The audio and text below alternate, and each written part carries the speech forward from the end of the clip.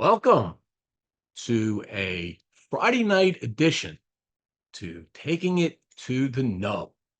I'm your host, Boston Jimmie, and tonight, I have one of the two co-founders of Family by Loyalty Cigars on the show, Allen Sanabria. Allen brings a wealth of knowledge to the cigar industry, his cigars, and his partner, Ernesto Cordova. The cigars are spectacular. So young brand, we're going to learn more about Family by Loyalty in just a moment. But first, let us do a little sponsor shout out.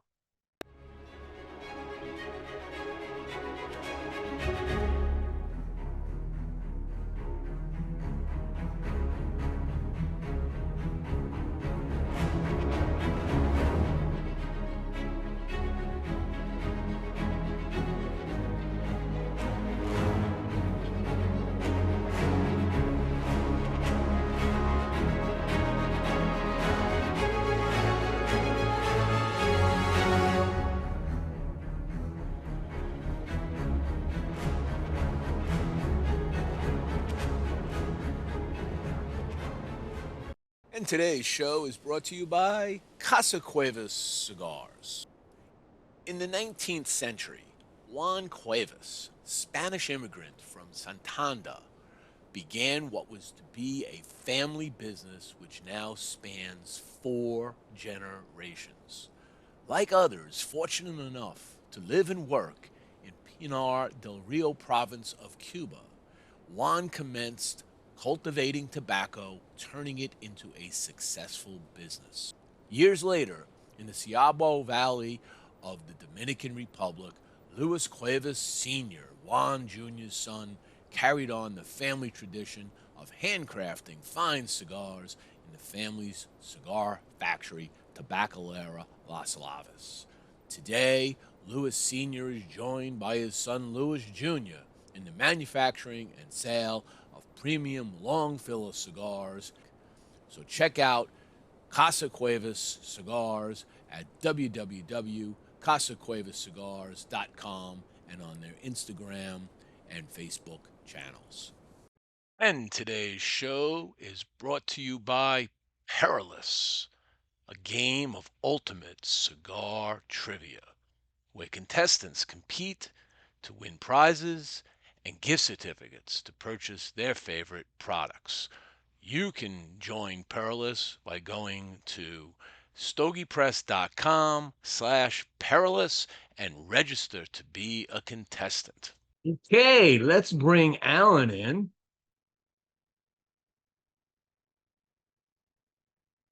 Brother Allen, how are you doing today? Thank you for joining Taking It to the Nub.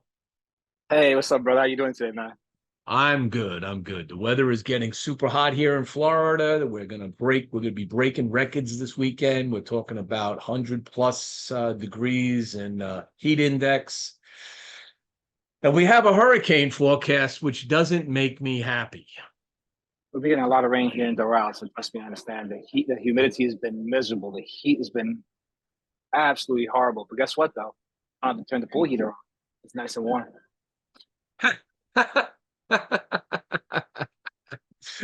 You got to add more chlorine to the water when it gets like this because the algae just grows like crazy. I remember when I had a pool, I hated that in the summertime. I used to get the yellow algae all the time. Oh, really? They Well, this is call a them. salt water with a little bit of chlorine in it. So I do check it every week. So, but Okay. So no, what are you smoking tonight? actually, I'm smoking one of our next blends, a sample of it, because what we're doing has been aging. The blend is called NYX, and we've been aging it now and seeing how the cigar develops after about 4 to 5 months. Right? Because when we blended in the beginning, we fell in love with it. We wanted to see how the body and strength, how it matures with some time, because the flavor profile from the very beginning, as we blended it, was absolutely amazing. So after a couple of months, we noticed that the body started dropping a bit, right, and the strength as well. So we're like, okay, let's try to tweak the blend a little bit. So right now I'm smoking one of the those blends to see how to see how it's coming across. And I'm getting the cinnamon on it, which I love. I'm getting a little bit of baking spice. You know, it has the Habano wrapper on it. Um, I'm getting like, I don't know, hints like vanilla. And before I continue on this cigar, because my train of thought has been on this right before you called me on the show, is you've been smoking a long time, probably even longer than me, Jim. Mm-hmm. I can't control the fact I retro every time I puff, even just a little. I'm always retroing. You know, You know, I don't want to know, is that happen to you as well or no? I've gone through stages of that. I went through the stage of a gentle retrohale to a full retrohale to a retrohale after every puff. Then I've read a lot of books and things and stories and people tell about stuff. So I reeled that back and I tried a retrohale maybe about 4 or 5 times on, say, a Toro. Okay. Reason being, you can overpower your nasal sensors. Now, with that said, the science of it all is basically you need that to taste. Okay. And whether you are actually doing this, pushing it through your nose, or you're just doing this, so long as you're not swallowing, the airflow behind your tongue between your throat going up into the olfactory gets up into the top part of the nose, which is the flavor sensors that you're picking up. So either way, you're still kind of getting it. You're forced to retrohale and you get a little more intensity. But if you do it too much, you can overpower yourself on it and it can eventually, wear out your senses, I'm told. So I slowed it down. Well, I could tell you that ever since I started blending, retroing has become almost part of like my routine when I'm smoking. And I definitely retro more than 4 or 5 times per cigar. I think I retro even a little bit almost every puff I do. Yeah. And I is what you just said, Jimmy. Like I feel like I cannot enjoy the cigar completely if I don't. Like if I don't experience the flavor profiles through my nose, through the roof of my mouth, through the underneath my tongue, right? I feel like I'm not experiencing what the cigar is really trying to tell me. Because how many cigars have you smoked that the body of the cigar bores you in your mouth, but absolutely thrills you on the retro? Yeah. Yeah. Right? And how do you tell your buddy, hey, listen, I love this cigar, but you can only retro it? Yeah, because not everybody retros, and and you get, Exactly. and it's hard. Sometimes there are people that they don't even understand it to explain it, and then you watch them and they can't do it. And the way I explain to somebody how to do it, and I read this in a book, which is a magnificent way to do it. You just basically tell them to breathe air into your mouth. Just go and push the air through your nose, and do that a couple of times just with air. Don't bring it in your lungs. Don't bring it down, and just fill your mouth up and push it out. Do that 4 or 5 times. Now take a little puff of smoke and then do it. And suddenly you see the eyeballs. They're like, wow. Whoa, this is what a difference. And then they do it too much. And you see the eyeballs, and it depends on the cigar they're smoking, right? Because that man kicked it with so much spice in the nasal cavity that they start crying. Yeah. And a lot of times you'll get that very much on the front end of a lot of cigars, especially if the cigar is not, if the tobacco is not as well aged, or it hasn't been properly aired out in an aging room. You're still getting that ammonia on the cigar. And if you're not smelling the foot of that cigar before you light it, if you smell ammonia, do not smoke that cigar. Because if you retrohead, you're going to burn your nasals. Because you're blowing ammonia out your nose. That's literally what you're doing. Yep. And it hurts. So going back to the cigar, this is the next, and the whole idea of this blend is that I want to, again, do what I've been doing with the other cigars, making people feel confused between the body and the strength of the cigar. Give you a smooth experience with different flavors as far as cinnamon, baking spices, but not like the Jerry, where Jerry is like a, you know, it goes through different transitions of strength. It keeps getting bolder and bolder, right? It hits you, you Mm-hmm. know, hard with those baking spices. You know, Nick's is not about to hit you hard with the baking spices. It's hitting you more with the what I like to call that dry cinnamon flavor, right? And background chocolate. But again, you're gonna say to me, Allen, this is medium strength. I'm like, keep smoking, right? And the whole purpose of this blend, right, is that you're gonna get a smooth experience. You're gonna feel it's medium strength, but by the time you're done, you're gonna say I should have eaten. And like this cigar, just before we started the show, I was talking to you about it. The Hattie, or Hattie, right? Hattie. Mm-hmm. Mm-hmm. And this is a Connecticut, but this is what I would describe as a full body Connecticut. It has a lot of flavor underneath that wrapper. The first thing I always get off this blend is popcorn. And it's not something I write about all the time. And that's one of those notes that when I get it, I'm like going, You see, for And me, I, when I first light it, it's that citrus. I get that citrus notes on that mm, retro, right? It's that creamy bellow smoke that enters your mouth, right? And that little hints of citrus. And I think I get you seeing down popcorn. Now that I think about it, you'll make me want to smoke another hockey after this one. to really to really contemplate down the retro, right? But for me, it's definitely hockey is like a citrus bomb on the retro. Those mm. Okay. So let's talk a little bit about family by loyalty. One of the things that you and your partner Ernesto proclaim is you like to embrace bonds, yes, right? Talk to me 100%. about bonding, what you mean by bonds, and how Yeah. that translates obviously into cigars. So for me, like when we started, remember we started as a cigar pipe business first, which is why we started off as CS Cigars, right? And which CS stands for our last name, Cordova Sanabria. Now, as far as why we chose family by loyalty, because for us, when we created the brand, we said, what do we want the brand to stand for? It was us. And we said, well, what defines Allen Sanabria and his family, Ernesto Cordova and his family, right? And what we realized is that even though he has brothers, I had a brother, right? We're tighter than blood. And when we mean by tighter than blood is the fact that we rely on each other, we depend on each other, we have each other's backs, right? And for us, the brand had to represent that. And the people that are part of our brand. For instance, our sales reps, John Aldi, that's my brother from another mother. Love that guy to death. Trust him.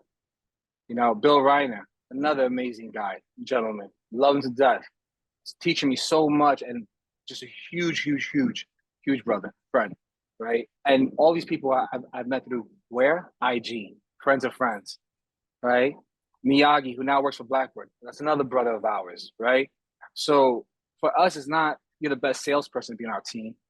You're going to be absolute, you're going to kill our sales. No. If I don't trust you, if I don't vibe with you, if my team don't trust you and don't vibe with you, it just won't work, right? Because for us, family, loyalty, trust, honesty, right? So when you look for retailers, Yes.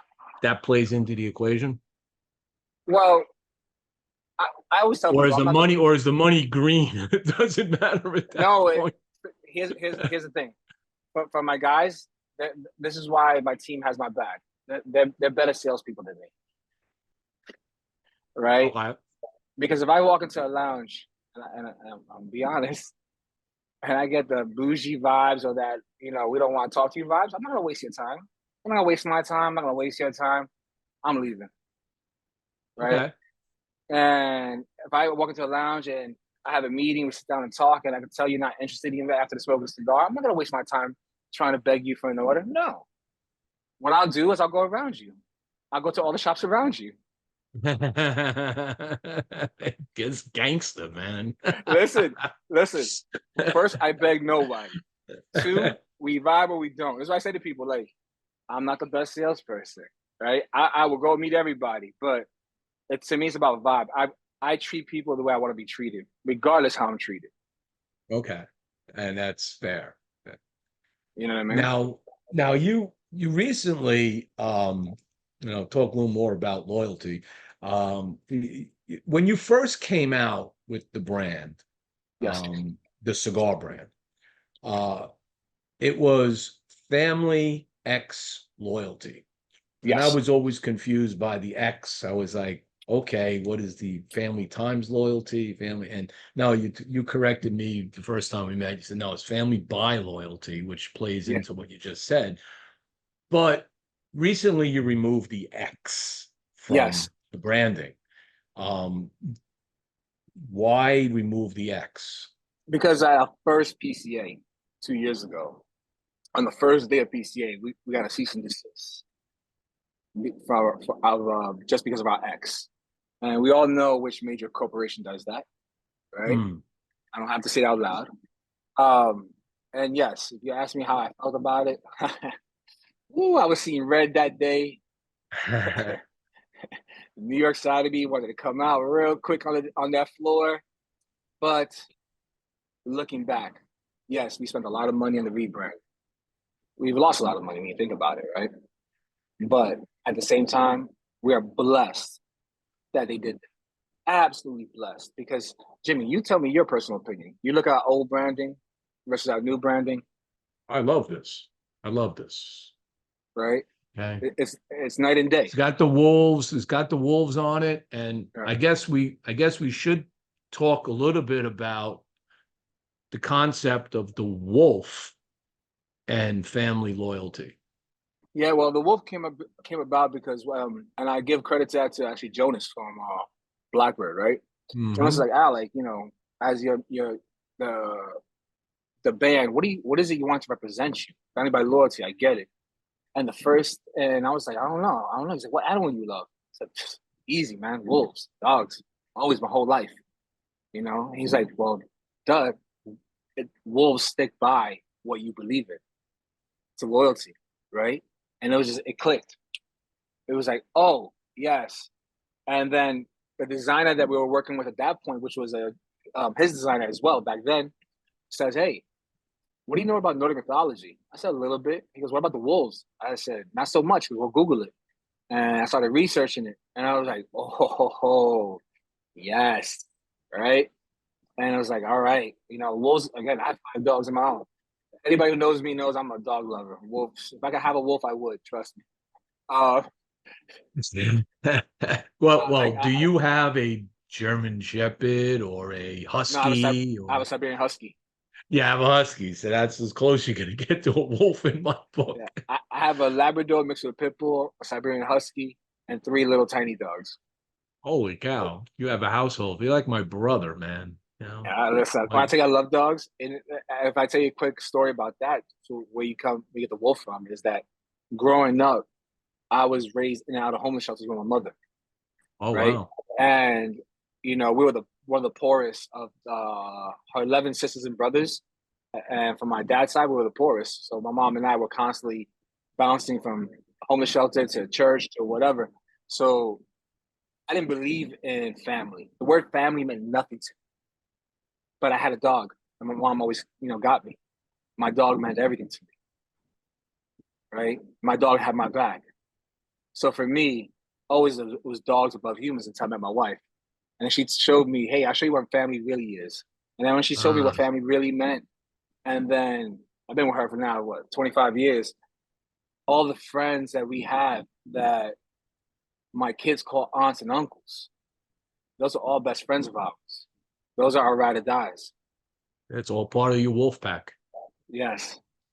It's like my dog, just me, my wife, and a dog now, but my little Cocker Spaniel, he he corrals us, right? He wants us sitting together in the family room on the couch watching the TV. If I'm not there, he comes over. He'll come over and scratch the door in a little while. My wife's got to pull him away because I'm on a show, but he wants to bring us together all the time because we're his pack. We are his world.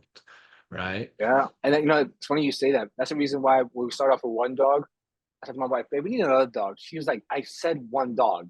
I said, but she's lonely. What do you mean she has us? Yeah, she did. So we got the second dog, right? And then the third dog, we're walking through the mall one day. My daughter, my wife, and myself, not my son, right? And my wife, it was a shelter, was right there in the middle, a little stand-up spot. And she saw Whiskey. She goes, wow, his eyes are so beautiful. My daughter and I looked at each other. We took 100% advantage. We want him. And boom, that's how the third dog got in. And she was like, I'm never going to see how pretty a dog's eyes are ever again. She's staring at me from over there. And That's then how we. the fourth dog, the Siberian Husky, one of our neighbors at the last place we were living at the apartment complex, his first dog ever was a Husky. And he says, and at that time, Rocky was like 6 months old. And he couldn't train him how to pee in the house. He was peeing in the house, pooping in the house, ripping the house up. And he sees me with three dogs at that time. And he says, "Could you take my dog from me?" And I'm like, "What?" He's like, "I'll sell it to you $500." I'm like, "No, listen. First and foremost, I don't buy dogs. I rescue dogs. And second, like my wife will kill me." So 2 weeks passes by, he comes back. "Please take my dog for $100." I'm like, "No, I can't." Another 3 weeks passes by. "I'll give it to you for free, almost free. Just please." I said to my wife, "Babe, listen, babe. He really, going to get rid of the dog." And my kids are like, "Mom, please." And yeah, that's how we got a first dog. That's dog lover, and I can't live without a dog. I just think they are truly human's best friend, without a doubt. They're there to do what it's sad. Even the ones that and this is sad, the sad story. Even the ones that are abused, that dog is still going to try to please that human. Okay, even though they're doing bad things to it. You know, Yeah. um, when you rescue it from a bad situation, it makes it that much better for the dog because the dog now understands love. The dog gets it. Yeah, no, two of our dogs from the rescue were abused. One, the Labrador mixed pit bull, he had 3 stab wounds in his back. Jesus. Uh, Oh, yep. oh. And the small one, Lucky, when we got her from the shelter, the first time I put my belt on, she just like got so scared. We're like, "Wait, why are you scared of my belt?" Mm. So from that point on, it took almost like 2 years where she was okay with the belt. Like I had to like go where she wasn't to put my belt on, so she wouldn't get scared. Wow. Wow. That's just sad stuff. I mean, it's like I follow Shorty Rossi. You know Shorty, right? Mm-mm. So Shorty Rossi is he was famous for the Animal Planet show called Pit Boss, I think it was. Did all pit Oh bull yes, okay, yes, rescues. I do know he is then. Yes, Little okay, short guy. All yes, right. yes, okay, yep, yep. And he set up a shelter in Mexico where he rescues all these pit bulls. He has like a shitload of pit bulls in his house. Then he rescues them and finds families for them, and retrains them and gets them back the way they're supposed to be. Because I have a lot of family and friends that own pit bulls, and they are magnificent animals. Treated Absolutely, right, they are the most absolutely. loving animals. You put them with a baby, and they just cuddle with the baby. Everybody's like, And "Oh, if you and you're like freaking out." I'm like, going, it's a, and it's if a you well. mix them, it's beautiful too. Like my Labrador pit bull mix, he's the big baby. Now let Mhm. me tell you though, he will kill any living thing outside of this house. Okay, that isn't a dog. Let me just tell you that much. Okay, but when it comes to humans, all he wants is hugs. All he wants is kisses and lay on top of Mhm. you. He thinks he's a lap dog at like 80 pounds. So we'll talk about your dogs. Yeah. So when you launched this brand, if I recall, you launched all of these lines at Yes. one time. You're one of the you took the Blackbird approach, right? Because I remember when Jonas did the same thing. He came out, showed up at the show with all this stuff. Everybody's like, "Oh, it's a new brand. It's got all of these lines already. How do you do that?" Um, How Actually, was that? he warned me not to do it, right? So when we No. started off, right, we started off with the two lines, Frecky and Jerry first, and I didn't like the math, the odds. I didn't like the fact that it is possible that not everybody's gonna like one of my cigars from two different blends, right? And I said, no, no, I need to blend three more. I need to finish the wolf pack, right? And I wanted to have cigars ranging down the spectrum for palates. Because yes, even though most of my cigars have Criollo 98 in it, and you smoke them all, you do notice that they all are their own entity. Even the Twin Wolves ones, the Hockey and Skull, even if that's the same blend, the wrapper completely changes the flavor profile of our blends, right? Absolutely. And the idea is five wolves for five different palettes. And if you like more than one wolf in our line, great. I mean, we have customers that love all the five wolves. We have customers that only like two, right? Yeah. So when it comes down to it, it's about the experience that our blends bring you, because that's what we're doing. We started Family by Loyalty because we wanted to bring complex blends to the market. We wanted to bring blends that kept your palate guessing, not the same smoke beginning to end. Right. Right. And I that's our think you stamp. nailed it. I think you nailed it.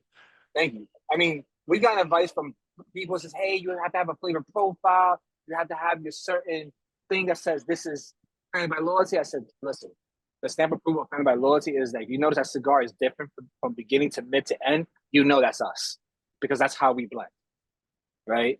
We blend because I get bored easily. If I can't smoke my cigar, I can't sell you my cigar. Right.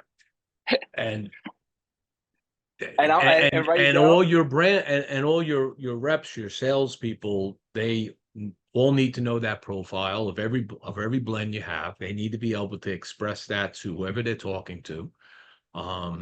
So having that portfolio in the beginning had to help in the end. And Jonas, of all people, should know that because he was very successful at having all those no, but he blends. had a great point though. But he had a great point though, because you got to think about it this way: lessons learned as a new business owner, right? Especially in the tobacco business. If I would have really realized I needed probably around 8 to 10x my budget of marketing than I did on cigars, I probably would have started with just two lines. To be honest, I'm being honest, because it takes a lot of money, right? Free cigars, and cigars are not free for me, No. right? But the branding, the cool thing is at least you basically have a primary band which may have color changes for the different blends, but it's the same band. And Yes. that cuts down the cost of bands in that sense. Well, another thing we did is to cut down the price, and at least our pipe size cigars, because a lot of people saying, we love your cigars out, they're a little expensive. I'm like, look, they're expensive because of the complexity of the blends, right? And when you make a small cigar, it doesn't mean it costs me any cheaper. It costs me Right. a few cents cheaper, right? But what I did Yes. was, my partner and I, we worked on an idea with our designer, which you met, Francesco, right? Mm-hmm. And right now we're in the process of selling our 10 count pipe size, no longer in wood boxes. We're gonna be doing like our 5 packs, but just for 10 counts for the pipe size, which will now reduce the pipe size cigars down to about 7 and change a piece Okay. versus almost 9. So I'm There you trying. go. What we're trying to do is say, hey, listen, we're listening, right? We're trying to help you guys out, let you guys enjoy our pipe size at a cheaper price, but so we remove the wooden box. There you go. All right. What we're going to do here is I'm going to take the last commercial break. When we come back, what I want to talk about, let's go through your lines. I'll pull your site up. We'll go through the lines, talk to everybody about the different blends that you have. All right. And I want to also have a period where we focus a little on this thing called the pipe size and explain the reason why, because there is a reason why that came to be. And that should be fun. All right. So with that, let's roll the sponsor tape. Loyalty Cigars is back. The past few years brought many questions and changes to the cigar industry. In the wake of all uncertainty, Catelli Cigars decided to take a break and try their hand in the retail side of cigars. With 2 shops under their belt, first Riverside Cigar Bar and now the Catelli Cigar Lounge in Vero Beach, Florida, they are now more educated in the retail and the wholesale sides of the cigar business. During this time, they received many inquiries about their cigars returning to the market. Making the difficult decision to take a break from their brand was eased, knowing that when the time was right, Catelli would be back, and now they are. Catelli is excited to bring their first release, the Catelli Box Air, back to market. The Box Air, a rich box press San Andreas Mexican Maduro with a Nicaraguan binder and filler, come in Box Air's 3 original sizes, Robusto, Toro, and Gordo. They are simply delicious. You can check out Catelli Cigars at catellicigars.com. And also check out their Facebook and Instagram pages for more information about Catelli Cigars. And today's show is brought to you by Bocock Brothers Cigars, a new and active brand founded by 2 Honduran brothers, Bryant and Douglas Bocock. The brand zeroes in on those folks that are looking for easy-to-smoke cigars inspired by unusual circumstances. Very importantly named after their very interesting and imitable last name, Bocock. Right now, Bocock Brothers is featuring their signature edition, made at the A.J. Fernandez factory in Esteli, Nicaragua. It features an Ecuadorian Sumatra wrapper, a Nicaraguan Habano binder, and a Nicaraguan filler. Available in 3 popular formats, a Robusto, a Toro, and a Gordo. You can check out Bocock Brothers Cigars at www.bocockbrothers.com. And today's show is brought to you by Platinum Nova Cigars. Platinum Nova is a family-owned and operated premium cigar company. Only the highest vintage tobacco and the most skilled hand workmanship go into the making of each Platinum Nova cigar. This results in a timeless blend of art and craftsmanship. The Nova brand and the family's work are a tribute and an honor to their grandfather to always remember him and his infinite passion for the finest cigars. Their love for cigars started with their grandfather, a dedicated master blender and entrepreneur in the cigar industry. So the next time you're looking for that exquisite cigar experience, pick up a Platinum Nova. You can check them out at Platinum Nova Cigars, www.novacigar.com, and on their Facebook, Instagram, and Twitter channels. And today's show is brought to you by All Saints Cigars, a company founded in 2019 and headed up by industry veteran Mickey Pegg and his 2 friends, Martin Corboy, a successful restaurateur, and Frank Leo, an Air Force Academy graduate military veteran. As Mickey explains it, they were all sitting down, talking and smoking cigars, and finally they decided that they would do this thing together. It was time.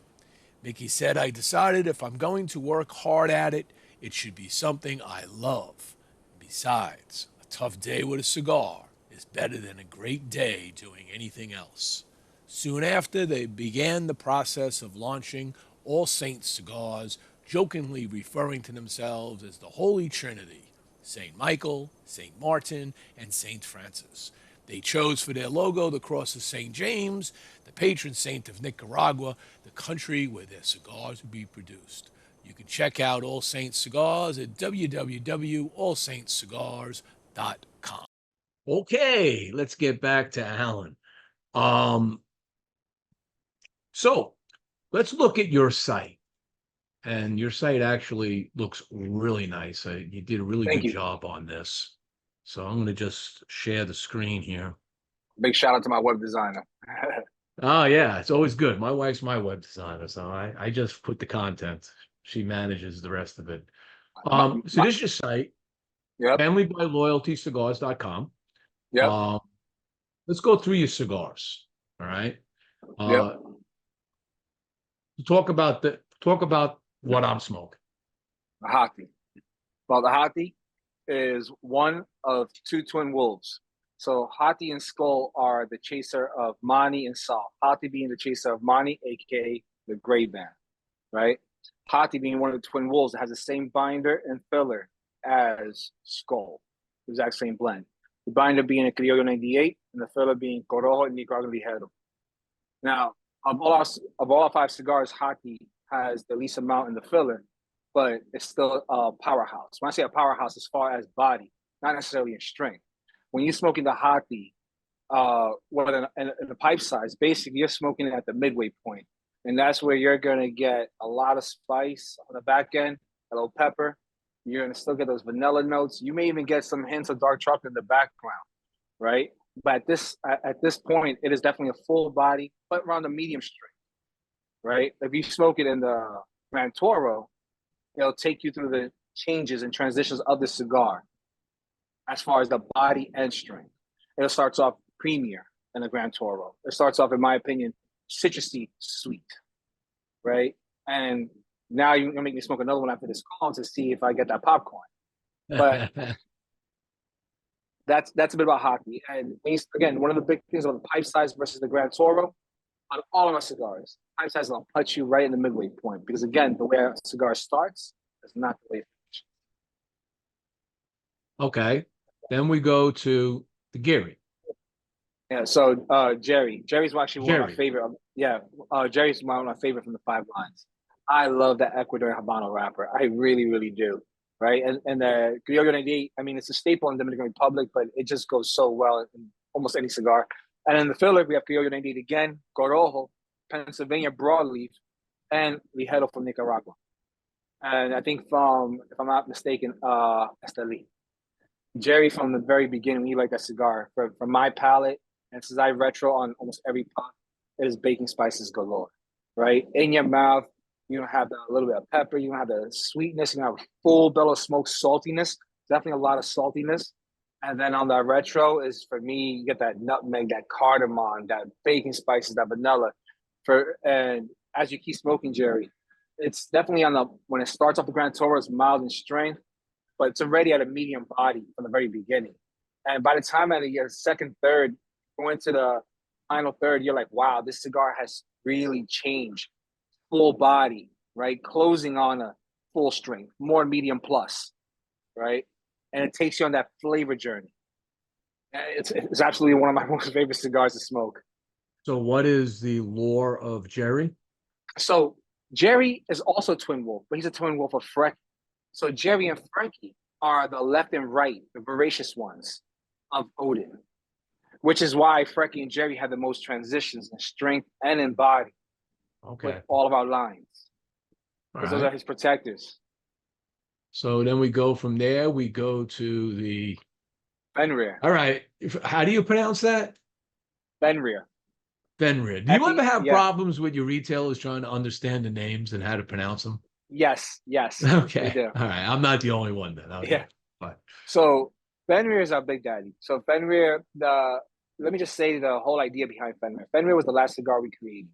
And since we already created Hati and Skull, Fenrir is the father of Hati and Skull. But Fenrir is also in Norse mythology the end bringer. He's the end of times.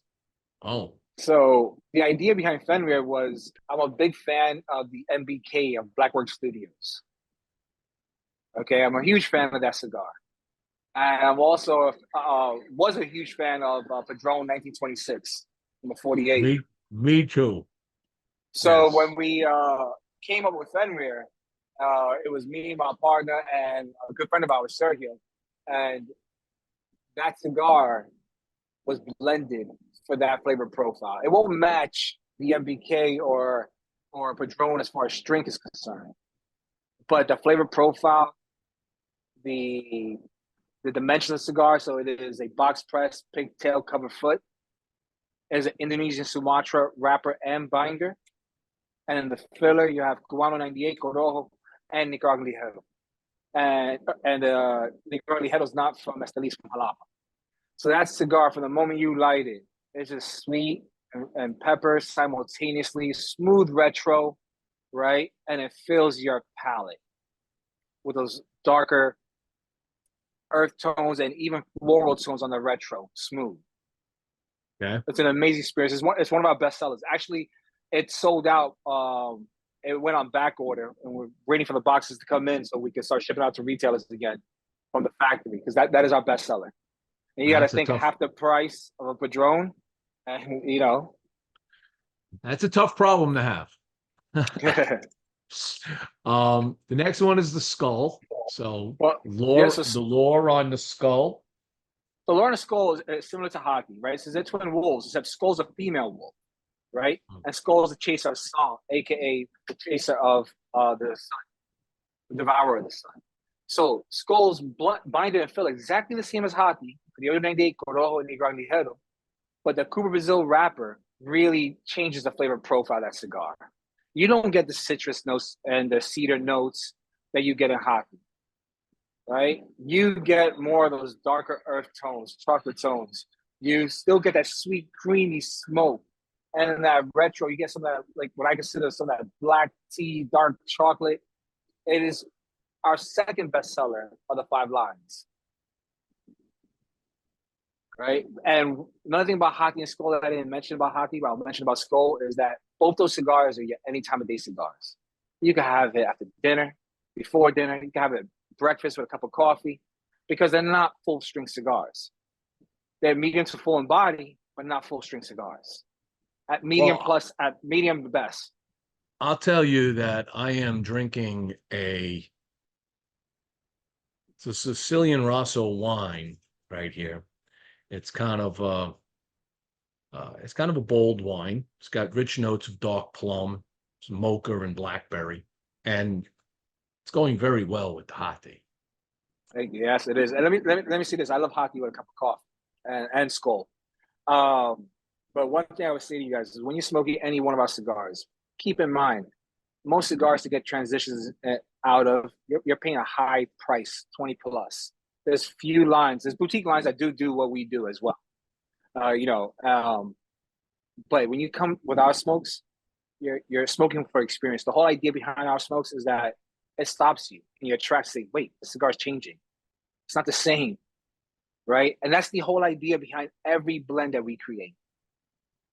Nice. And you're spot on with that. They always have those nice transitions. It's always enticing the palate, so it keeps it interesting. The whole journey is an interesting journey, and that's the whole point, because isn't that what cigars are supposed to do for you? We spent a lot of money on this, right?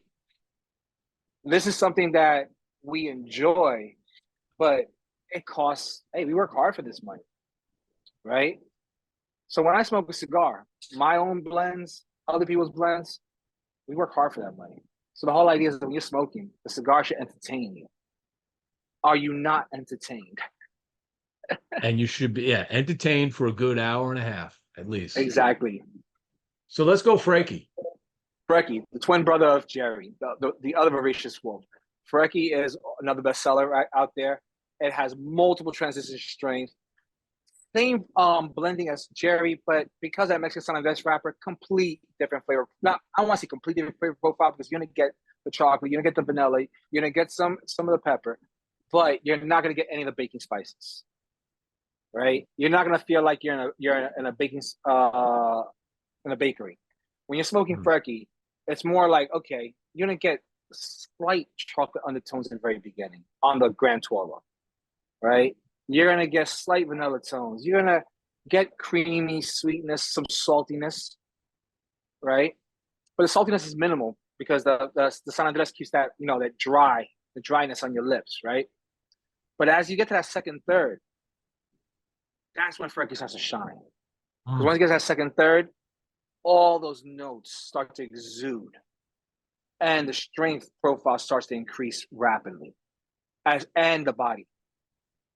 So by the time you have second, third, that dark chocolate is prominent. The espresso is prominent. The floral tones are prominent. The pepper tones are prominent, right? It doesn't start off smacking you in the face in strength, but by the time you're in the final third, you're like, okay, wow. This is where I want it. This is where the cigar is coming at. And then once they smoke the pipe size, it starts off that way. People are like, well, we love the pipe size. A nice 30, 45-minute smoke, and it's not tight, and it's full in flavor. So let's talk a little bit about the pipe size. Okay. So this is the Frankie pipe. You have this in every blend. Yes. This is a 3.5 by 52. Right. This size, it's not a firecracker size. It's bigger than, it's wider than a firecracker. Yeah. So it gives you a good depth of flavor coming through. But you created this there was a reason for this, if I remember the story. Yes. Correct. Explain why you created the pipe size. And I think you partly did because it's a short smoke, but yes, I'll let you talk about it. It's two reasons. One, again, because of the type of smoker I am. I get bored fast, right? I like to have a smoke where I can smoke for 30, 45 minutes. I'm done. And a half hour later, I want a different cigar. Boom. I go for the next one. But the original idea behind the pipe size was because how we started. I see Cigars, our pipes, right? I wanted to say, hey, I want a cigar that will fit perfectly, not from the ring gauge, because it's a multi-ring gauge, but fit perfectly as far as putting the cigar in to nub it to the very end, right? So that you don't smoke a full cigar. When I say a full cigar, 5-inch, 6-inch, 7-inch, right? Because of the weight of cigar, it's going to knock it off eventually. And we're not trying to change your smoking experience. What we're trying to do is elevate your smoking experience so that when you nub it, you get it down here, it's 3.5 inches or less. You smoke it down to the cap if you smoke properly, right? And you get to enjoy your favorite cigar to the very end.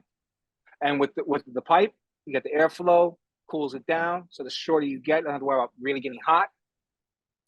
But that was the reason. And let me tell you guys, it's a funny story, because when we were at the factory, and I said to Papo, the master blender, hey, by any chance, can you make this not just in a Grand Tour and Robusto, but can you make it in a 3.5 by 52? And he just looked at me. And he was like, yeah, I could do that. But I said from the second half. He said, okay, I could do that. And Jonas says, fuck no. Right? Because he was there. And I was like, Jonas, I guess this is your factory. This is my brand. So fuck you. I want to do it. And he said, I can. There you go. And we all started laughing. And that's what happened. And what you had just put up there, I'll just show this on your site because people can buy these too from you. So let me go back to your site. So on your site, we have the different pipes. They're made out of different woods. These are not pipes in the sense of people that are pipe smokers thinking about a pipe per se. These are specially made to, instead of having a nubbing tool, you put your cigar in this thing, and you could smoke it right down to like the last ash. Exactly. And you got them in so many different designs and prices. All right. I mean, ranging from $250, which you showed me this one at the show a few years ago, which is an African blackwood. Okay. Yeah. Which is just absolutely beautiful piece of wood. All right. And are these all hand carved? All hand carved by my business partner, Ernesto. Okay. All hand carved. You see different sizes, different prices. And the prices all depends on the wood. And does he get carved? Because when he designs, these are hand carved designs. Look at the mason pipe. Right, that's hand carved, right? So he does hand carved logos, initials, all of it hand carved. And everything that changes about the pricing about the pipe is the wood quality, how easy it is to work the wood, and how much the wood costs, right? Because African blackwood is an extremely dense wood. We go through multiple blades when we work African blackwood, and it takes almost 5 times as long to work on a pipe. That is absolutely beautiful. Absolutely beautiful. And it's all hand carved by him. And this is his art. I haven't posted the ashtrays yet, but I'm gonna start posting the ashtrays that he works on. He creates beautiful ashtrays. When you clicked on Our Cigars, you saw a picture of what the ashtray kind of looks like. It's not there yet. Go to Our Cigars, and you see when you scroll down, each cigar's on the ashtray. Oh, the wood So ashtrays. Yes. yes. Got to So change the his logo. yeah. But this is the artistry that he brings, right? A lot of people ask me, what does Ernesto do? Ernesto, besides being my brother from another mother, my ride or die, he's also an artist when it comes to wood. And he just loves making beautiful accessories. By the way, this right here, now that I look at this Yeah, is not an X. That's a it's not. cross. It's a cross. Exactly. But I again, mean, we didn't have $500,000 in our account just to fight it off, right? yeah, Yeah. sad. So, but again, we lucked out, right? First and foremost, we lucked out. We found our latest designer, which is again another brother from another mother, Francesco, aka Cigar Crumbs on Instagram. He has redesigned not only our entire portfolio of cigars and creating the new bands for our cigars. He's also created all the designs for our hats, our shirts, right?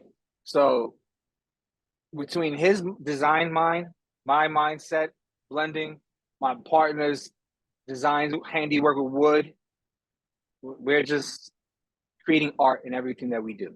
And that's another thing, is that everything that we do has to be beautiful. Now, are Has you to be selling a elegant. lot of the pipes? Well, we're starting to sell more now. Yes, we're actually selling a lot more ashtrays. People love the Okay. ashtrays. Yes, people, because they're heavy. They're about almost 8 pounds each ashtray, Oh, and they oh, retail about 350 each. oh Because yeah, I man. think each ashtray um, is made out of, depending on what he does, but it could be Paduke, Purple Heart, right? It could be Spalted Tamarind, right? And then he does the epoxy inside. So, and you know what we nicknamed the ashtray? Camo. Camo. Yeah, KAMO. Knock a motherfucker out. So heavy. You smack him, like, boom, done.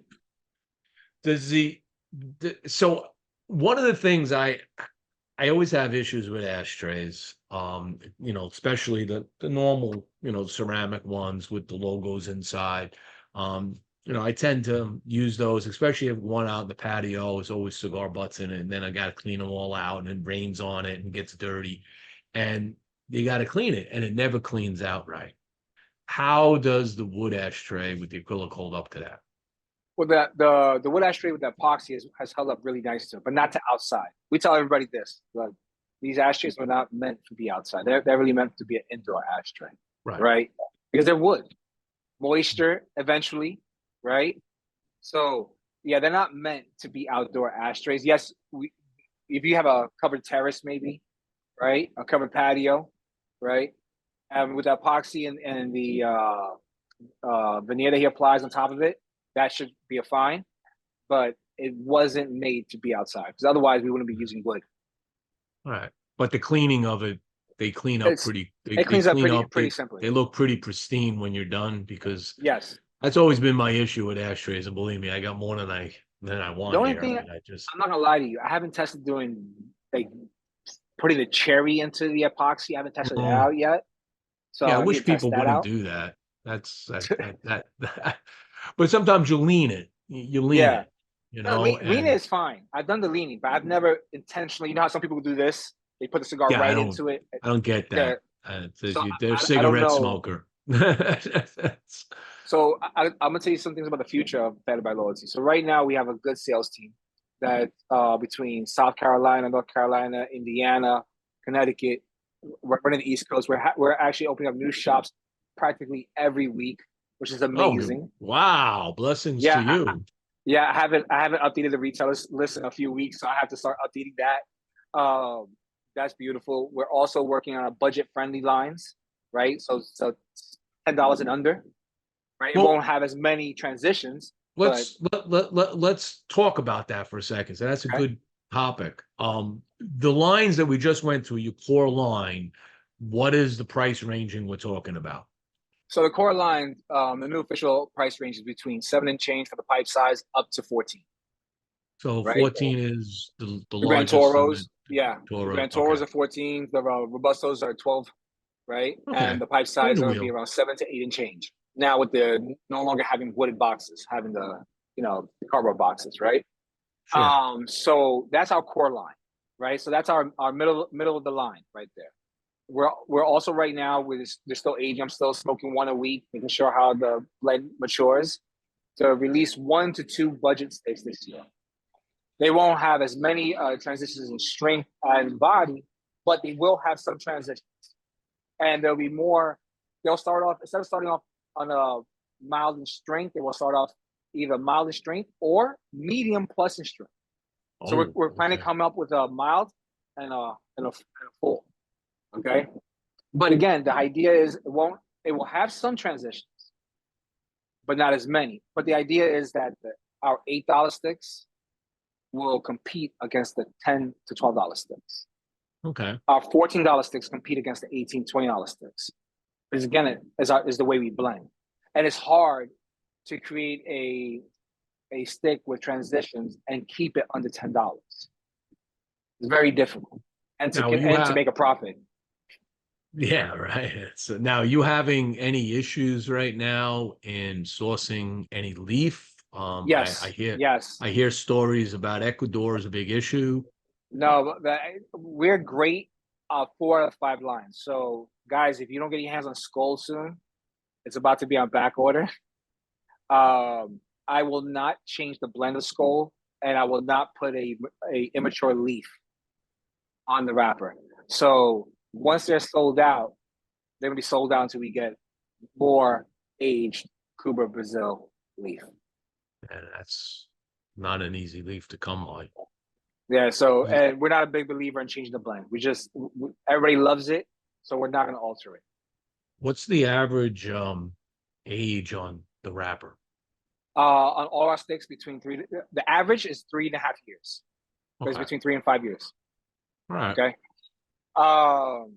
And Blackbird, their new factory is amazing, absolutely amazing. The aging process, absolutely amazing. When I went to the new factory, Papa was showing me, look, none of our tobaccos have ammonia. The ones that do have ammonia, it's in this area. They're sitting here aging.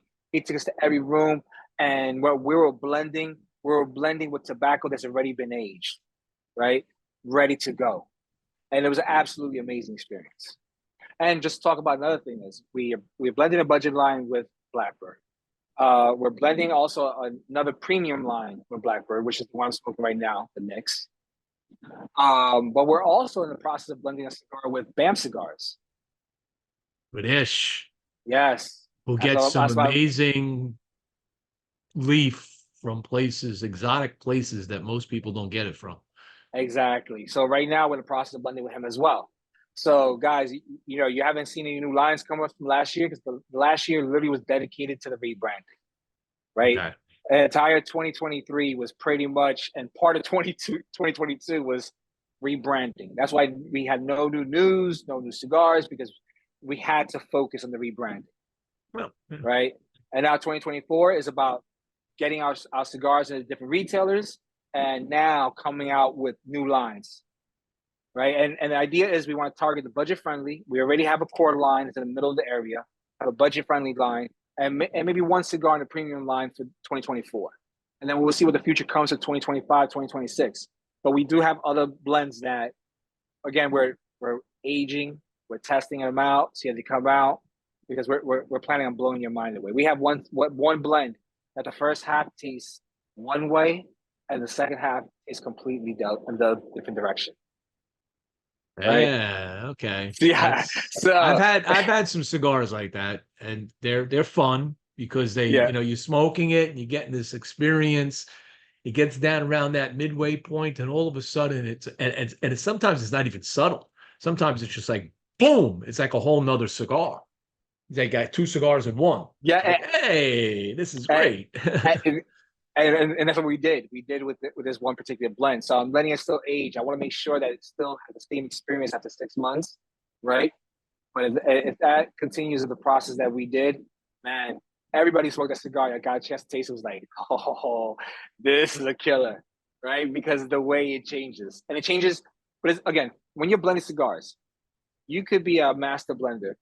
If you're a master blender, you know how the flavors mesh together. So when I say it changes, it's not changing it completely in a different direction where you're like, I'm not going to like it still follows within that flavor realm that matches what the first half was doing. Yeah, it's It going to just pick something alters up it. more bolder. It's going to take Exact, a nuance and suddenly becomes the presence of the cigar. Right. exactly, Yeah. exactly. Because the thing is, if Yeah. you alter it too much, then you didn't create an amazing experience. You may have confused people. You may have turned them off. Through that. Right. So the flavor profile has to still be within the realm of what you're still smoking. So go back to the factory for a second. So you brought up a point about having a separate room when you have the ammonia issue with the cigars. Something triggered in my head when you said that, because do you guys have, or do any, you know of any factories that have ammonia sensors in the room? Because I've walked into Okay. factories and I walked into some of these aging rooms and it just, you get knocked down sometimes. It's just, Oh no, you no, can smell the you ammonia. do. But I never forget. as it as it ages and and that breathes out, walking in, you go, don't smell so bad. But a good ammonia sensor in the room could probably pick up the lesser nuances that maybe is still there. I often wonder if anybody ever thought Uh, about putting they something start. like that in. You start to remember they start to put the leaves around, move them around, right? The whole process is still human, a still human layer to it, right? That has to be checked every day. Right? You're And going again, in, this smelling the wheel, going, yeah, okay. and the thing is, as soon as you open that door, I never forget. He slid it open. It was like, okay, yes, no, please close that again. Yeah, that's right. That's the best wake up in the morning in a factory is you don't even need a cup of coffee. Just walk into one of those rooms like, okay, I'm good to go. I'm awake. It's You, like you know, that. and that's the beauty thing that what Blackbird did. I mean, I'm very proud of them, and the reason why I say I'm proud of them is because when I started with them, they were at a house. Their factory was a 2-floor house, and they did what they could, and they really did it. And now they're at this huge factory, and everything is done in order. Everything has its place. I mean, it's a smooth sailing machine now, You right? got the whole process is all laid out. Yes, Everything's everything. controlled. You know what's going on. You know exactly the weight of the leaf that you give to the bancheros and the roleros. You know that the weight of the cigars after. You know how much waste there is. You know that nothing has disappeared from the table and Yeah, got skimped. Right. you know, Yeah. everything is. And again, when you see where he started to where he is, it's absolutely impressive. How Okay, many how absolutely many impressive. how many brands other than his does he and you does he have under his wing? I do not know. I don't know off the top of my head. I don't know, but I know that he's getting a little bit more fame now, and there's Yeah. a lot of the brands now that are saying, "Hey, we hear you're doing a lot of great things fan by loyalty." People are starting to One come of the over now. fastest growing brands in the market is Blackbird. Yeah. I And mean, it's I've had nothing but accolades for what I get from Jonas. It's amazing what the he thing is, produces. Boppo and his two sons, Alfonso and what's his other name? I can't. Come on! I can't remember his son's name. Oh, Manuel. And Manuel. I mean, they're phenomenal blenders, and Papo has everything. Like when you're with him, his mind is constantly racing, constantly, and it's constantly. He's constantly through the phone. Hey, you have this ready? Hey, are you looking into this? Like when you talk about perfection, when it comes to managing that factory, he's on it. I mean, like his brain doesn't sleep. Nice. It's you need that type of person to produce quality cigars. You know, got to be And on top of it because one misstep, you might get a draw test that says it's fine. But if that still wasn't exactly bunched the way they wanted it bunched and it doesn't burn right, then you got a problem. Okay. And and that one and thing. that that blender knows not only what it's supposed to taste like, but it knows how it combusts, how this leaf combusts longer than this leaf, shorter than that leaf. 100%, and that's Oppo to the T. Trust and believe that's him. Look, when we're at DR right before we went to PCA, and we're blending this one I'm smoking right now. Distributor came in with some samples, right? And the first leaf that came in was this Colombian leaf. And I see Papo, he grabs the leaf, he looks through it, takes I it, like Colombia. I like a good Colombian leaf. It's and nutty. he got nut and cinnamon, very cinnamon. Mm-hmm. So he grabbed the leaf and then he wrapped it with Criollo 98, and then he lit it. We're all in the room, right? And I'm sitting right in front of Papo, and I'm just staring at him. He's there smoking, and I think he felt me staring at him. He looks at me and says to me, "Give me a second," in Spanish. "I'm gonna pass it to you. Just give me a second." So he smokes a few more hits to me, and I was like, "I want it." And Jonas was like, "But I'm like, I want it. I want this leaf, and I want to be able to make a blend this leaf." And that's how Nick started. We just happened to be there, right time, right place. So what's the genesis of Nyx? It's Greek mythology. So Unknown this is gods not and goddesses. wolves. This is not No. wolves anymore because we finished the wolves, Yes. and now we're continuing. The line will continue with the Yes. Greek mythology. So this is a Greek mythology of a lesser unknown gods. Nyx is the goddess of the night. She is the most feared goddess of all the Greek gods. And the reason we picked Nyx for the name and to represent this particular cigar is because the whole aspect of the cigar, their body represents a medium body that if you're a brand new smoker, you're gonna smoke Nyx and say, "Wow, this cigar's phenomenal." But once you finish at the end, that full strength that crept up on you that you weren't ready for started knocking in your gut. So that's the reason why we named the cigar Nyx. Nice. All right. So the whole idea behind it is going to be one of the smoothest, most flavorful experiences you're going to have, but it's going to hit you in your gut when you least expect it. All right. This is the point of the show where we start to learn a little more about Allen, the person, not Allen necessarily the cigar maker. We didn't touch on in the beginning of the show is what kind of were you doing before you get into cigars? What was your passion? DevOps, and I still do it.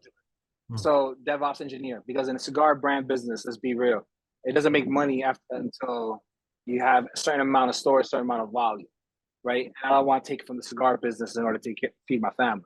So DevOps basically is the term, or site reliability engineer. But I've been in this business for over 25 years. Started off as a system administrator, so I'm a tech geek, right? Yep. I love coding, infrastructure automation, right? Security. That's what I do. And I think it also kind of represents how I blend, because I'm very detailed oriented when it comes to the work that I do. And it also comes through in the blends that I do. That's great. And I've thought about the same thing in my head, just as I break things down, like, even my rating system, it's like as an engineer, I came up with the craziest rating system in the world, I think, but it works for me. Okay. Well, that's the thing, is the engineering mind. Because I had to like break it down into all these different things, and what are the parameters? What are the true parameters of a cigar that you want to measure? And it's not just flavor. Jimmie, now that you said that, now I have to say this. So one of the things that Papo said to me, and is I've made cigars for thousands of people. And he says to me, but most of them, the majority, does not care about the blend, does not care about the aging process. They just care about the final output. He says, you want to know every little detail about your blend, the aging, where it came from.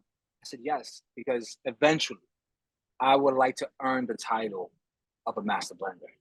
Eventually, I would like to get that point. So I want to know every little detail. I don't want to be just a brand owner. Eventually, I'm going to have my own factory, right? I'm already creating blends for other people. So I want to know every little detail. And I think that comes from my engineering mind. It's just, I'm not okay with just knowing this piece. Right. Right. You got it. It's the sum of the parts, right? You know, every little component has a function, Mhm. but when you put them all together, it creates a much bigger function. You know, your cell phone's a good, great And example of that. and I can tell you, if I even when I work with Ish will tell you I'm a pain in the ass. I ask a ton of questions. He loves it though. Why? Because I want to know. I want to learn. I want to grow. You know, I need to understand every intricate detail. Now, do you still dabble in DevOps? Are you still doing that? Yes, yes. I still have And a love for it. do you work for yourself, or you work for Both, another company? Okay. both. All right. So you know, I still have a love for what I do. I still enjoy. I still love coding. I still love making things automated, work together. And again, All what right. for me to retire out of tech, I will have to be probably selling around 200,000, 250,000 sticks a year, right? Yeah. So once I get to that point, then I'll relook it. I'll relook into it. But as of right now, I'm gonna keep hustling. And that's the thing. When you're a business owner, you gotta hustle. Absolutely. You know, and even my engineering journey, I could tell you, I enjoyed it immensely. I loved working with customers. I was the big picture guy, went in there, helped them understand what they need to do, put together solutions of all these different major applications that we had in our portfolio. But what really would stress me out is the stupidity of the arguments that people would get into. Some of the people that would, especially some of the older engineers that are set in their ways and didn't want to move in the direction that the corporation wanted to go, and they would be always finding a reason to just slow it down. Well, You the know, reason it's is it's a character. It's not I want to say a character flaw. It's a character of the person. So you have people in tech, the new age people in tech that just constantly want to learn, constantly want to do new things, right? But then you have the people in tech that says, "Hey, I have a job. I've been doing it for the past 15 years, the same way as always. I don't want to learn anything new. I don't want to change. yeah, And now you're gonna force me to change my lifestyle. Now I have to start studying. Now I have to start doing this. And yep, I'm sorry, but that doesn't work anymore. That doesn't work yeah. anymore. And that's what I was You dealing with at the end of my world in engineering. It was getting to the point where I was just like, and I would have that, and then I had young guys that came in that they got maybe an advanced degree in systems engineering. All right, I'm a systems engineer by knowledge, by life. Did it for 40 years, yep. and they would start talking stuff, and I'm like going, get your head out of the book and let me explain the reality of life when you do this. And It's like it's good sometimes you have a theory. and they and they wouldn't listen. And I finally at the last 4 years of my career, I became I'm a guy that likes to talk and tell stories and this. And I just shut up. I just sat back literally on team meetings like this, right? But not face. No faces were involved. We were just sharing, Yeah, desktops and what's going on. And I'm yeah. just sitting back, put the thing on mute, and I'm just smoking a cigar, just listening. To be And honest, every that now and then I would hit the button and go, have you considered this? And I go back on mute and I just let them argue it out and listen to some of the crazy stuff. I'm just like, I'm not even getting involved in this. you know, you know what's happening now. So a lot of companies now, because I've gone through the interview process and I've heard them tell me directly, they're tired of hiring the phenomenal assholes, right?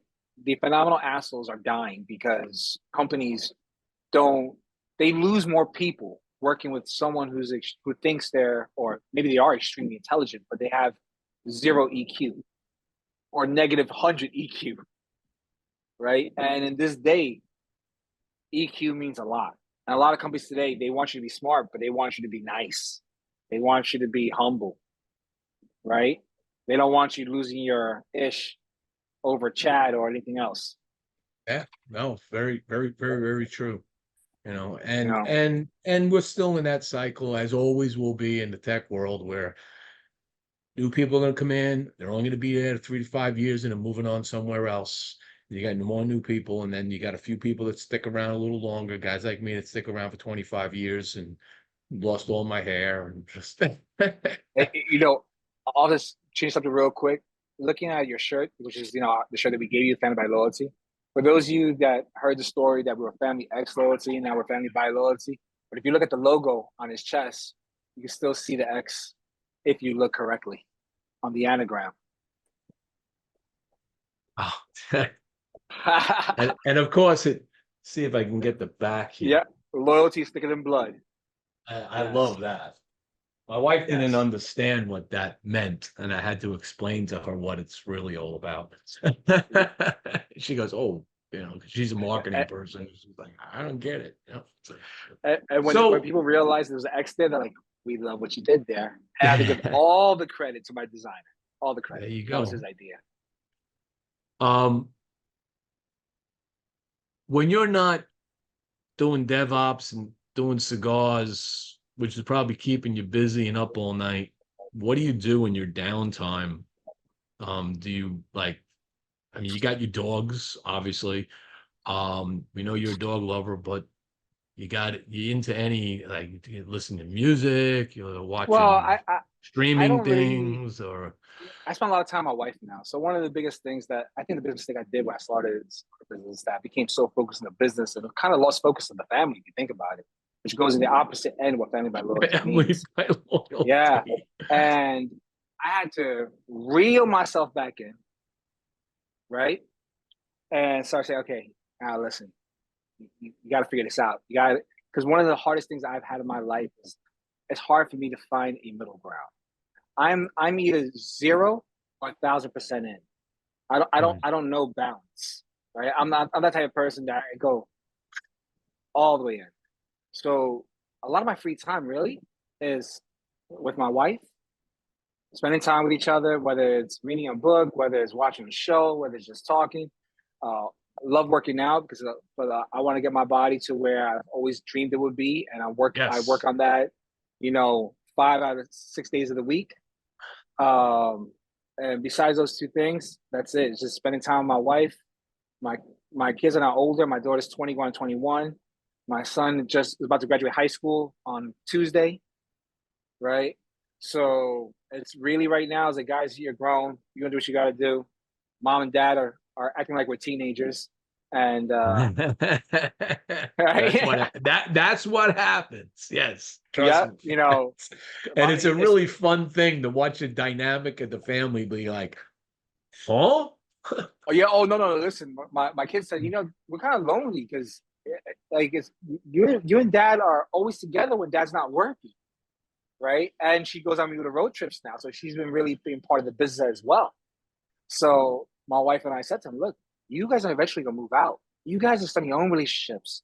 You guys are gonna start your own careers. It's time for mommy and daddy to have fun. It's not about y'all anymore. That's right. It's not about y'all anymore. Until the grandkids come. When the grandkids come, guess what? Well, It technically repeats. speaking, we kind of have a grandkid. So my nephew is my oldest son, is what I say to tell everybody. We've been raising him since he was 7. He's now 31, and he has a daughter. So that's we nickname her Cosita. That's our granddaughter, and she's constantly Okay. here with us. So So you understand. we understand. We're still we're kind of new grandparents, but at the same time, my wife and I are taking advantage of the fact that, hey, it is our time. So if it's not Yes. cigar business and it's not tech business, it's pretty much working out, me and my wife, sometimes me, wife, and kids. So when you talk about like to watch a movie or something, new movie on the out there, haven't seen it yet, but I'm hearing phenomenal things about it, is the new Mad Max prequel. I haven't seen that one yet. I do want to see It's that one. just came out and it is supposed to be spectacular. Everybody that talks about it, different talk shows you hear, they're showing clips and Helmsworth and the rest.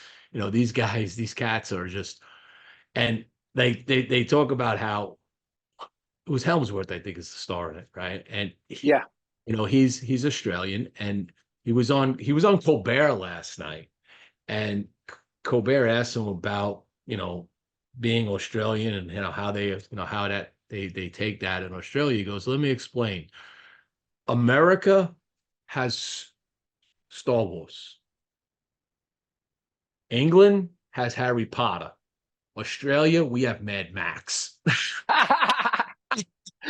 That's awesome. That's He goes, awesome. that's the mentality in Australia. It's Mad Max. It's like boom, this is Wow. ours. This is not in America's. This is not I Europe. never thought of it that way. This is our thing. Do you remember Crocodile Dundee? That's what made me Yes, relate to Australia. Crocodile Dundee. that's it. I mean, and they showed a clip and stuff, and I'm just like, God, it's so riveting. What's that way they made this movie? And Are he you a had to do. Godzilla fan? I am a Godzilla fan. I've The watched quite a Godzilla X number of them. Kong. Godzilla Yeah. X Kong was actually really good. Okay.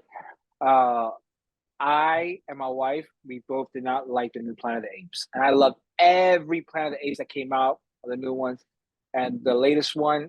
I'm not gonna lie to you. After 20 minutes, I was like, "Yeah, I'm bored, babe," and she's like, "Yeah, me too. Like, this is ridiculous. Like, not at least It our got opinion." well. It sometimes you get to the point where how much can you take that story, right?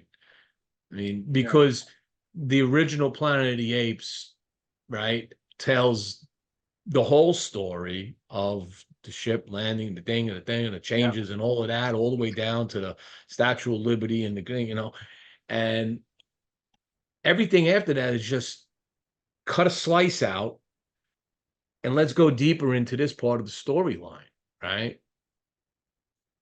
I It's could tell you, we both almost fell asleep, and I was like, "Man, this sucks." Like, I had high hopes for the Apes, high hopes. high hopes for the apes. I really did. I was just so sad. Although costume design was pretty good. They did a much better job with costume design. The one I'm waiting for now is a new Beetlejuice. Oh yeah, I heard about that one. Yeah.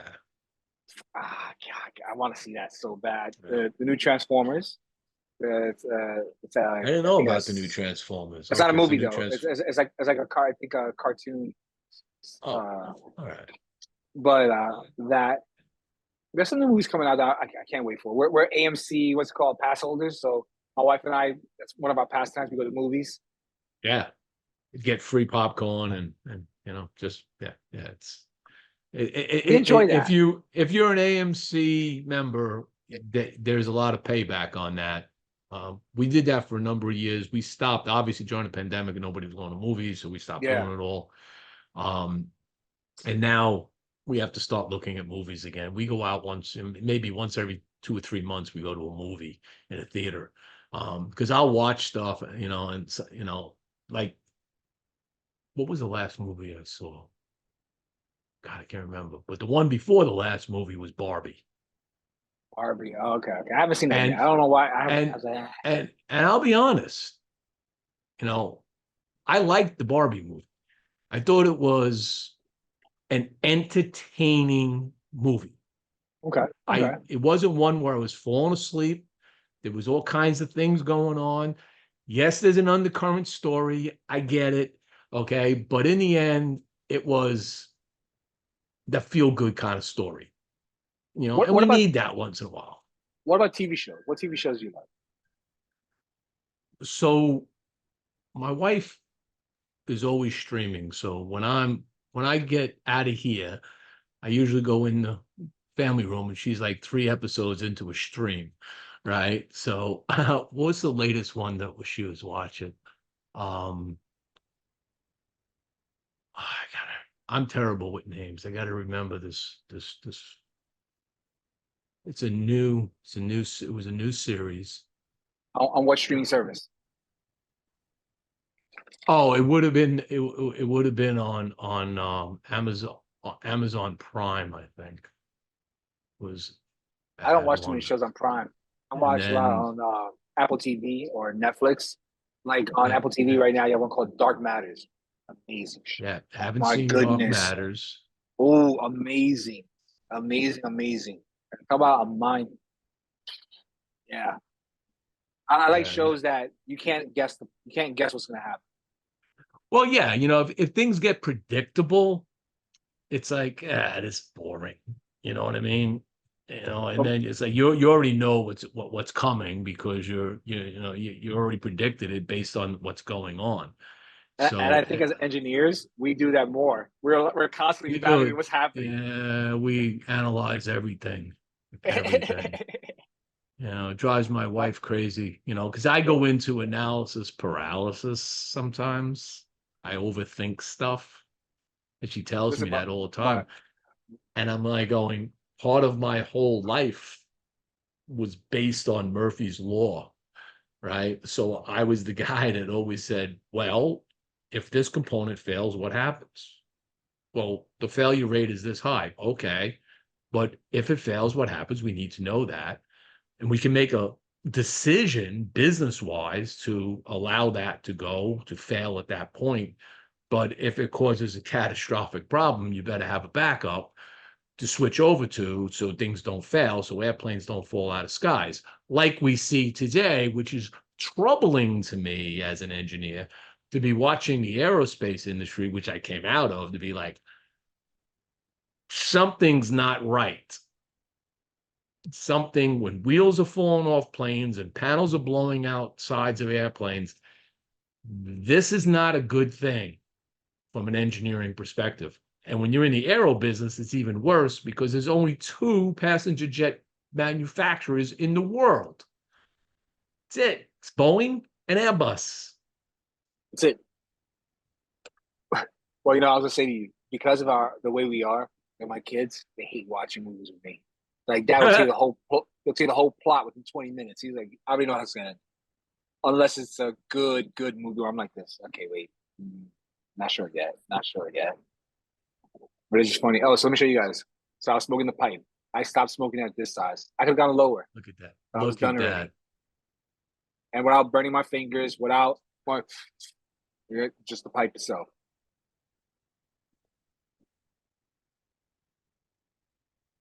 In the olden days, were you ever a Sopranos fan? Oh, yes, sir. Of course. Well, actually, Sopranos is one of the reasons why I got the cigars. That's just So yes, really, yes, it really. was. I ever since I started watching Sopranos, I think I was 21 years old, and I want to have a cigar. I really wanted a cigar. And then I went to my wife's best friend's house. They invited us to a little pool party, and her husband was like, "Hey, you want a cigar?" I'm like, "Yes, first cigar ever," and had a cigar. I'm not gonna say I fell in love with that moment. I enjoyed it. It was a Cuban cigar. It was light. I don't remember the brand. And it was about 6 months later. I was working at CBS in New York City, and I find out that one of my coworkers lives about a half hour from me in Stroudsburg, Pennsylvania. I live in the Okay. Pocono. And he's like, "Bro, we commute together, save money." I'm like, "Oh yeah, we'll split gas, we'll split tolls, right? Why not?" And he's like, "You like cigars?" I'm like, "Dude, yes." He goes, "Oh, I have a ton of cigars. So can we smoke in your car?" I'm like, "Yes." And from that moment on, Keith Short, that's his name, still my brother today. He taught me the world of cigars within 6 months of smoking 2 cigars to work and 2 cigars back every day. We commuted. And that's how I learned. He had, I'll never forget, versus having wooden humidors, he just had coolers with labels on Yeah, them. all the cooler With doors. Yeah. with year, Cuban, region, and he just had coolers. That's all he had. And every day he would test my palate. He'll let me smoke it, ask me questions, see how I'm smoking. Literally for 6 months, he trained me how to smoke, going in and out to work every day. And how old were you when you were doing this? 21 years old, going 22. Okay. Yeah, And now that's I'm it. 44. I'll be 45 this year. See, That when I was your age, Cubans were difficult to come by, to say the least. And what we had was, yeah, yeah. There was like Macanudos hit the market. There was, you got weaned on things like Garsha Vegas, okay, because that's what the grandpa smoked, you know. Yeah, the green stinkies, he and taught me down the line, man. It was amazing. I don't want to tell you that, but I remember smoking Camacho when he first came out. Remember Christian Aurora first came out Camacho when the cigars were phenomenal before they bought out the well, Davidoff. Christian didn't come out with them at first. It was Simon Camacho that founded the company, Oh, but yeah. yeah, when Christian took it and ran with it, yeah, things got amazing. And that's when I really got into smoking, was back then. And I was a huge Camacho fan. Huge. And then David bought him out. I didn't even know they bought him out because I wasn't in the cigar culture at that time like that. I was just a cigar smoker, right? And I But remember you saw the buying a little, change. You saw the but change. I'll never forget because I will always buy his cigars, and I'm like, wait a second, I smoked an entire bottle. Like, this is bullshit. The fuck is this? I went back to the lounge owner, which is Atlantic Cigars at that time, and they're good friends of mine. And I said, guys, what's going on? Oh, you didn't know? They changed. They're no longer owned by this person. No longer made the same Yeah. way. I'm like, so Yeah, that was it. no, it's always a sad story when you hear about the purchase, the buyout. They kill how they'll kill a brand sometimes, once they get it, because they don't. It's just less competition. Just get it off the shelf. You don't need that competition. We have our own stuff to sell. Um, I've seen it all over and over and again. And we won't get into many names because I can go down a whole list of them that I shake my head at sometimes today, and I'm just like, that used to be really good. Not owned by that person anymore.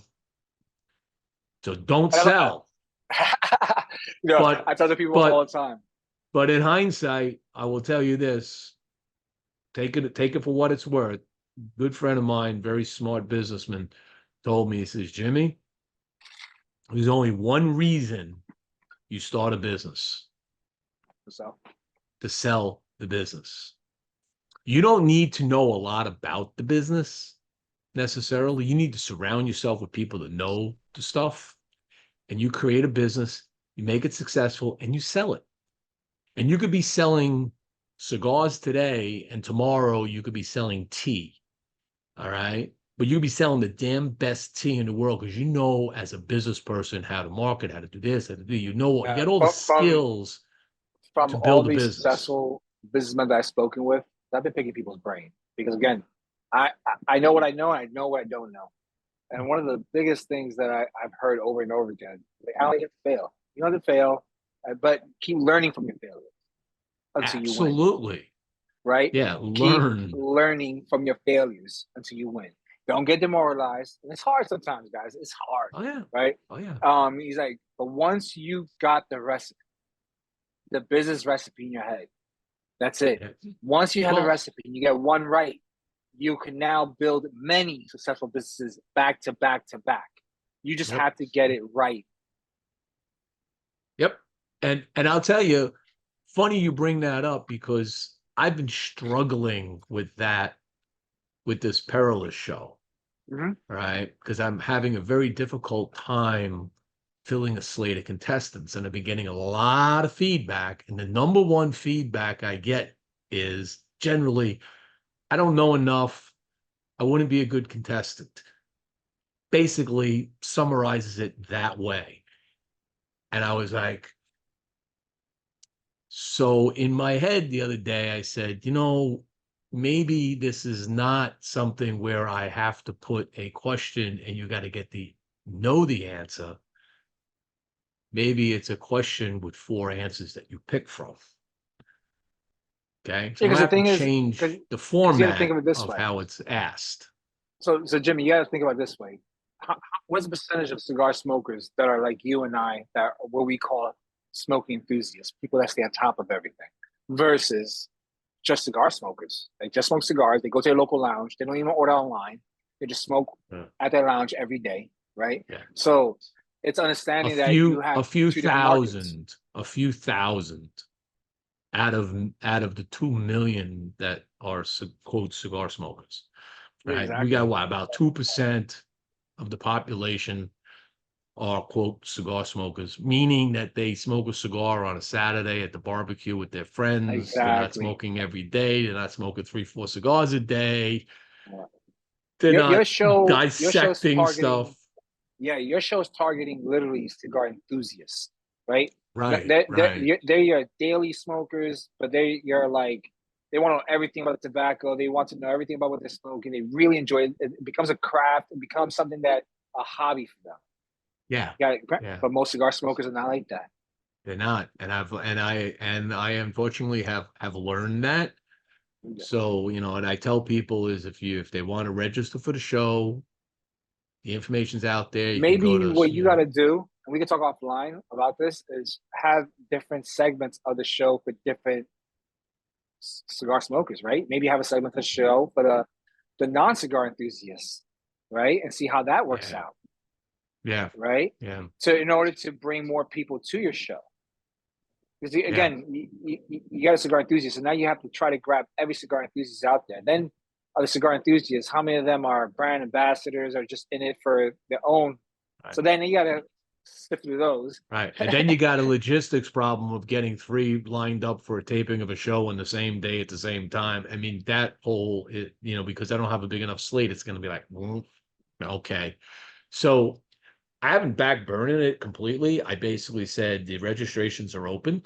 And when I get a slate of registrants that I think I could start to run a show, I will Why don't start you it. do a show of Perilous at different cigar events live? Because a lot of people that go to It's cigar events are cigar yes. enthusiasts, right?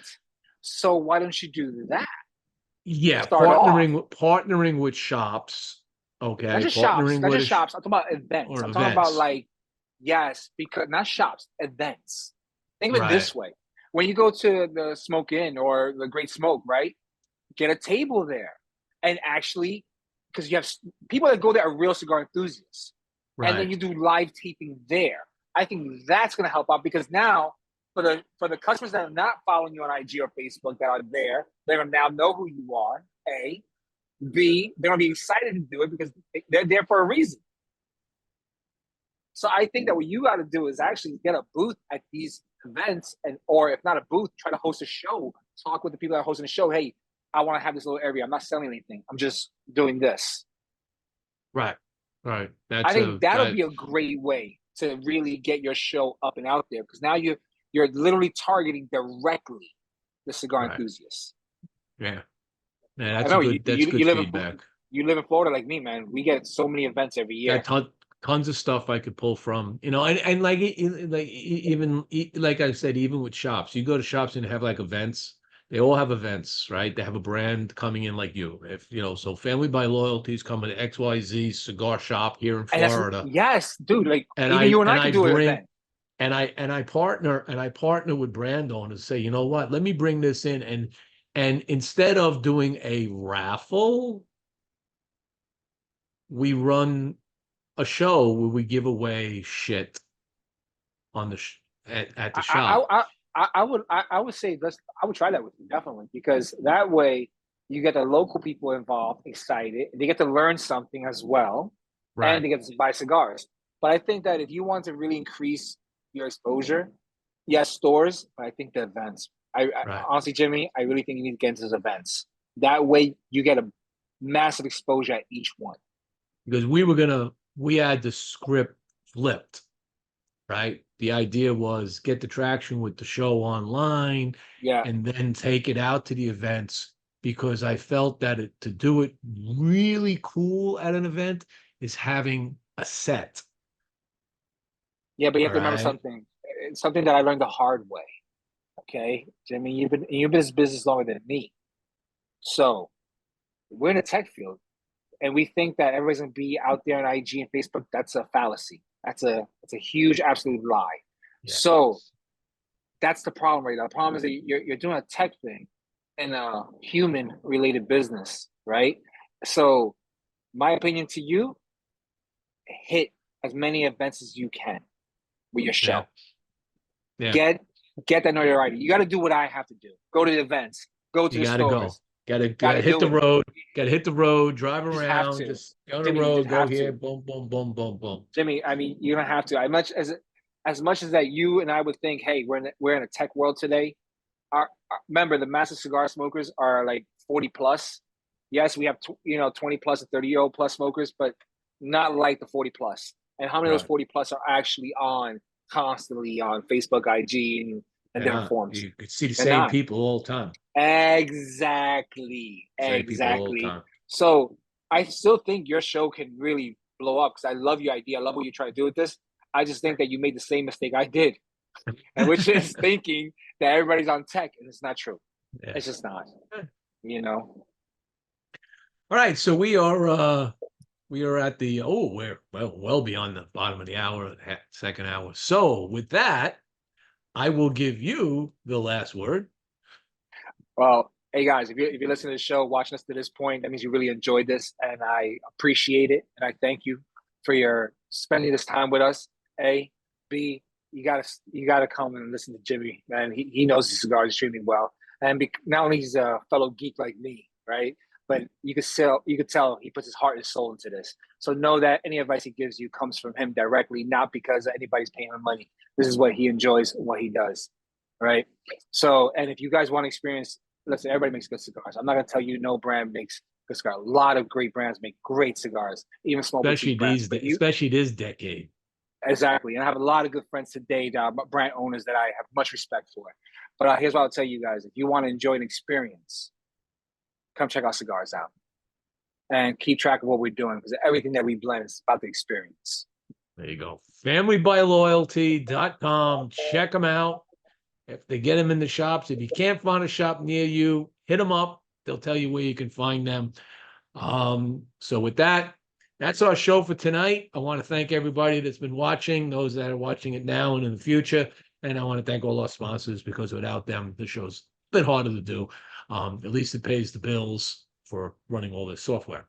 And with that, we're going to say good night to all. And Peace. oh, by the way, remember the last parting thing was we didn't say in the beginning of the show. I should have said it when we started.